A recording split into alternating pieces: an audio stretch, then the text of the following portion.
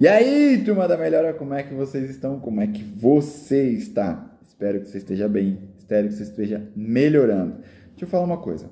A Regina e a Gabi passaram aqui nas nossas redes sociais ao longo da semana e falaram sobre o AVC. E aí eu quero falar um pouquinho com você também sobre o tal do AVC, antigamente conhecido como derrame e hoje em dia tecnicamente conhecido como AVE, mas ainda muito popularmente chamado de AVC. Tá tudo bem, tá tudo certo.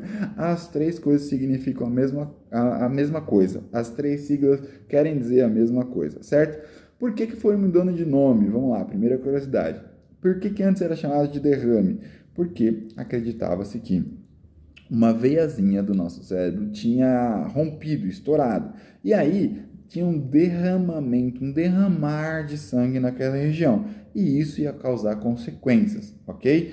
Por isso era chamado de derrame. Só que notaram que é o seguinte: às vezes não tinha uma veia que rompeu e simplesmente a veia estava lá, mas o fluxo sanguíneo não conseguia passar por ela, como se ela estivesse obstruída, certo?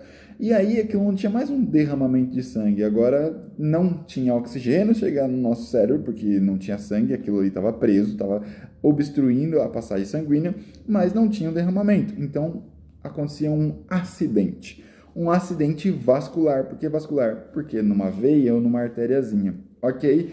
E C de cérebro, então AVC, um acidente vascular cerebral.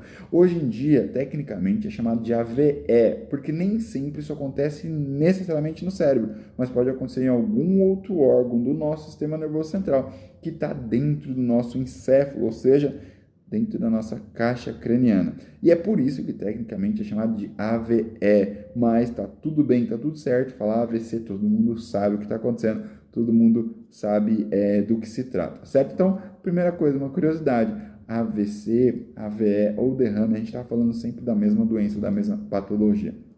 E aí tem alguns padrões de marcha de um paciente que teve um AVC. O que é marcha, Bruno? O jeito dele andar, certo? Tecnicamente a gente chama isso de marcha. E tá tudo bem. O jeito que ele anda, o jeito que ele se comporta, a postura que ele fica. E é disso que eu quero falar com vocês.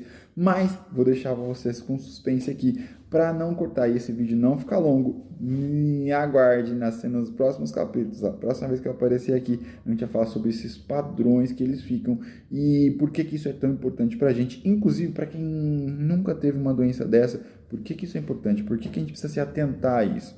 Me aguarde. E já me segue aqui, já segue o perfil para você não perder nada do que vai acontecer, certo? Lembrando sempre,